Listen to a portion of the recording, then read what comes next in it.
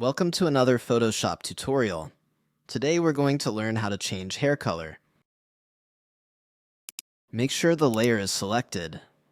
Now go to the Filter menu and choose Camera Raw Filter. Now a pop-up window will appear. From there, select Masking. Photoshop will now automatically analyze the image, and you'll see a face icon appear here. Click on the face icon to access facial adjustment options. Photoshop will show various options depending on the image.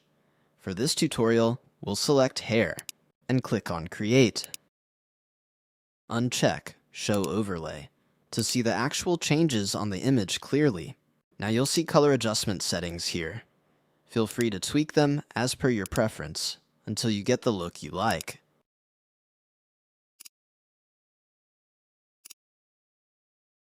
I hope you enjoyed this video and found it helpful.